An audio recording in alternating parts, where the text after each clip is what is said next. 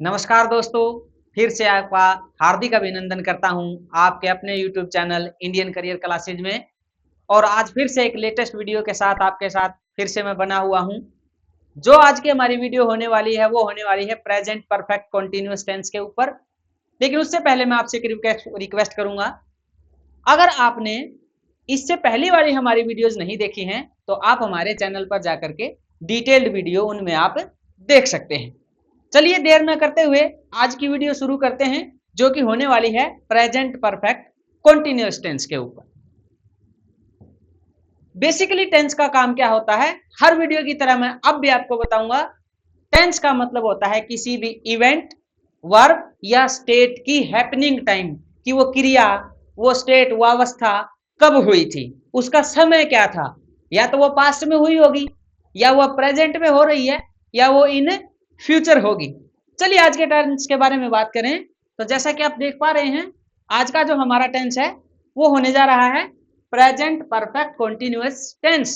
Basically दो word से मिलकर के बना है, आपका परफेक्ट और आपका कंटीन्यूअस। तो इसके पास परफेक्ट की भी कुछ विशेषताएं होंगी और कुछ विशेषताएं होंगी आपकी कंटीन्यूअस की भी। वो क्या सर? ये टेंस जो है एक ऐसी स्टेट, ऐसी इवेंट के बारे में आपको बताएगा जो इन पास्ट शुरू हुई होगी और जो अब तक चल रही है। ऐसी घटना जो टाइम से पहले शुरू हुई होगी, थोड़ी देर पहले भी हो सकती है, लेकिन अभी तक कंटिन्यूअसली वो चल रही है, इसलिए इसको नाम दिया गया प्रेजेंट परफेक्ट कंटिन्यूअस टेंस। बात करें इसके स्ट्रक्चर की, आप इसको फॉर्मूला भी बोल सकते हैं, स्ट्रक्चर भी बोल सकते हैं। तो इसमें आपको हेल्पिंग वर्ब्स का यूज करना पड़ेगा। और हेल्पिंग वर्ब्स अगर आप थोड़ा सा ध्यान दें तो जो पिछला जो टेंस था हमारा, पिछली वीडियो जो थी हमारी, उसमें मैंने आपको बताया भी था। क्या बताया था? कि अगर आपके सब्जेक्ट जो सेंटेंस में यूज हुए हैं वो सब्जेक्ट सिंगुलर हैं तो आप लगाएंगे हैज, और अगर वो प्लूरल हैं, थर्ड पर्सन है, प्लूरल हैं, आई, वी, यू, दे, ये हैं, तो आप लगाएंगे हैव। लेकिन कॉन्टिन्यूअस का अगर हम यूज करें तो अब की बार आपने उनके साथ में क्या लेना है? बीन लेना है। हैज है तो हो जाएगा हैज बीन, और हैव है तो हो जाएगा हैव बीन। बस आपको याद रखना है कि अगर थर्ड पर्सन है तो आप यूज करेंगे हैज बीन का, और अगर फर्स्ट और सेकंड पर्सन है तो आप यूज करेंगे किसका? हैव का। लेकिन ये भी ध्यान रखना है, अगर आपके थर्ड पर्सन प्लूरल हैं तो भी आप हैव का ही यूज करेंगे। इसमें कोई घबराने वाली बात नहीं होती। मोस्टली बच्चों को देखा गया है कि वो हेल्पिंग वर्ब्स के यूज में ही घबरा जाते हैं। सर क्या करें, हैज करें, हैव करें, क्या करें सर? बस आप पर्सन्स को देखिए, अगर आपके पर्सन फर्स्ट पर्सन और सेकंड पर्सन तो हैं तो आप लगाएंगे हैव बीन, अन्यथा आप लगाएंगे हैज बीन। अब स्ट्रक्चर में आपको जैसे दिखाई दे रहा होगा कि आप देखिए, सबसे पहले है आपका सब्जेक्ट, फिर आप लगाएंगे हैव या हैज में से किसी एक को। फिर वही बात आती है, सर किसके साथ क्या? फर्स्ट पर्सन है, सेकंड पर्सन है तो आप यूज करें हैव बीन का, और अगर थर्ड पर्सन है, सिंगुलर है, तो आप यूज करेंगे किसका? हैज बीन का। लेकिन अगर वही थर्ड पर्सन प्लूरल हो जाए तो आप यूज करेंगे किसका? हैव बीन का। और उसके बाद मेन वर्ब, जिसको आप प्रिंसिपल फॉर्म भी कह सकते हैं, और उसके साथ जोड़ दीजिए आप आईएनजी। क्यों? क्योंकि सर कंटिन्यूअस भी तो है।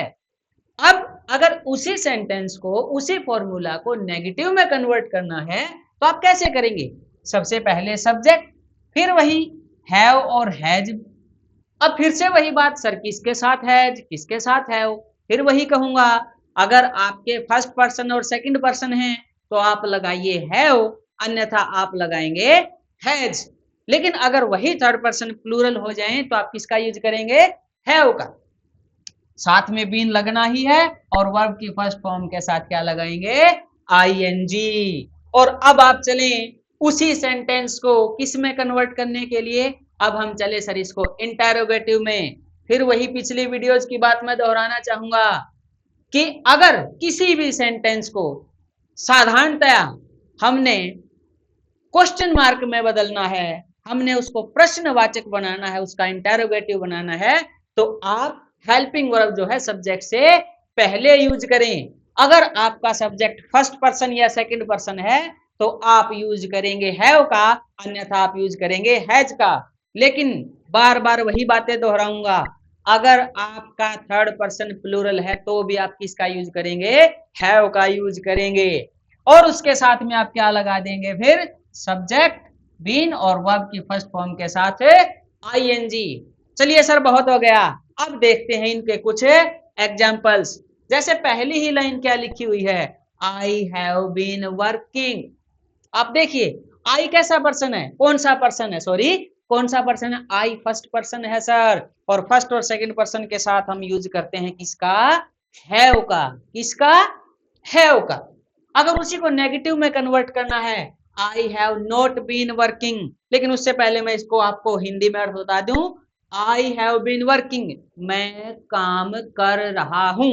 मतलब सर काम शुरू कभी किया होगा पीछे पास्ट में और अभी तक मेरा काम जारी है। तो शुरुआत में ही वीडियो में मैंने आपको बता दिया था कि प्रेजेंट परफेक्ट कॉन्टिन्यूअस एक ऐसा टेंस है जो स्टेट्स, अवस्थाएं या किसी भी वर्ब क्रिया को, उस क्रिया को बताएगा जो पास्ट में शुरू हुई थी और चल रही है अभी तक। इसी को नेगेटिव में करें तो I have not been working. देखिए फॉर्मूला अप्लाई भी हो रहा है, मेन वर्ब के साथ आप किसका यूज कर रहे हैं, आईएनजी का सर। फर्स्ट पर्सन के साथ किसका यूज कर रहे हैं सर, हैव का। नेगेटिव है तो हैव नॉट, है तो हैज नॉट। अब इसी को कन्वर्ट करें किसके अंदर, इसी को कन्वर्ट करें sir have I been working, यानी सर इसको इंटेरोगेटिव में। तो देखिए मैंने क्या बताया था, हेल्पिंग वर्ब किससे पहले आ गई, सब्जेक्ट से पहले। चलिए कुछ एग्जांपल्स और लेते हैं। यू हैव बीन रनिंग, तुम दौड़ रहे हो, यानी दौड़ना कब शुरू किया था, हो सकता है कुछ देर पहले, हो सकता है बहुत देर पहले, लेकिन अभी तक क्या कर रहे हो, वो क्रिया अभी तक चल रही है। तो देखिए यू कैसा पर्सन है, फिर से बताइए, यू जो है सर सेकंड पर्सन है। और अकॉर्डिंग टू रूल आपने बताया था कि अगर सेकंड पर्सन है तो हम किसका हेल्पिंग वर्ब का यूज करेंगे सर, हैव का। किसका, हैव का। तो देखिए यू के साथ हैव, बीन हमने लेना है क्योंकि स्ट्रक्चर में बोला गया था। और जो मेन वर्ब है, प्रिंसिपल वर्ब है, उसके साथ किसका यूज करेंगे, आईएनजी का। इसी को कन्वर्ट कीजिए नेगेटिव में नोट लगा करके, तो क्या हो जाएगा, you have not been running. और इसी को कन्वर्ट कर दिए किसके अंदर, इंटेरोगेटिव के अंदर। तो क्या हो जाएगा, जो आपकी हेल्पिंग वर्ब है वो सब्जेक्ट से पहले आ जाएगी। आपका सब्जेक्ट क्या है, यू, यानी कि सर ये तो सेकंड पर्सन है और सेकंड पर्सन से पहले हम किसका यूज करेंगे, हैव का। तो चलिए हैव की तो बातें हो गई, दो सेंटेंस लेते हैं हैज के। अब देखिए ही, आप ही बताइए ही कैसा पर्सन है, सर ही तो जो है ना थर्ड पर्सन है और सिंगुलर है साथ के साथ, तो हम किसका यूज करेंगे सर, हैज बीन का यूज करेंगे। प्रेजेंट परफेक्ट कंटिन्यूअस है सर, तो क्या हो जाएगा, ही हैज बीन रीडिंग, वह पढ़ रहा है। और ये क्या हो जाएगा अगर नेगेटिव में कन्वर्ट करेंगे तो he has not been reading. अब देखिए हैज नॉट, क्योंकि नेगेटिव करना है तो हैज नॉट। और अगर आप इसी को किस में कन्वर्ट करें सर, इसको कन्वर्ट करें इंटेरोगेटिव में, तो हेल्पिंग वर्ब जो आपकी हैज है उसको आप सब्जेक्ट से पहले ले आए। जैसे ये लिख रखा है has he been reading. Next एक और लेते हैं हम, जैसे शी को छोड़ दीजिए, आप लीजिए इट। शायद इट का पहले कोई एग्जांपल नहीं लिया हो, लेकिन आपको बताया गया था ही शी इट, या हो किसी का नाम, तो आप देखेंगे ये थर्ड पर्सन है और सिंगुलर है, तो हम किसका यूज करेंगे, हैज का यूज करेंगे। इट हैज बीन रेनिंग, बारिश हो रही है, यानी बारिश का शुरू होने का टाइम हो सकता है थोड़ा सा पहले, हो सकता है बहुत देर पहले का हो, लेकिन अब भी हो रही है। तो बारिश शुरू हुई थी पास्ट में, लेकिन अब भी वो क्रिया जारी है। इसको नेगेटिव में बदलेंगे तो it has not been raining, और इसी को कन्वर्ट कीजिए आप इंटेरोगेटिव में, तो क्या हो जाएगा, हैज इट बीन रेनिंग। आगे चले तो यहां पर आपको प्रेजेंट परफेक्ट कंटिन्यूअस के अफर्मेटिव सेंटेंस, इसको आप साधारण बोल देते हैं, नेगेटिव जिसको आप नकारात्मक बोलते हैं, इंटेरोगेटिव जिसको आप प्रश्नवाचक बोलते हैं। ठीक इससे पहली वाली जो हमारी स्क्रीन थी उसके ऊपर भी यही तो सेंटेंसेस थे। चलिए एग्जांपल्स कुछ इनके भी ले लेते हैं। He has been eating the food for, यहां पर आपको एक चीज अलग मिलेगी, यहां पर आपको देखने को मिलेगा फॉर और सिंस।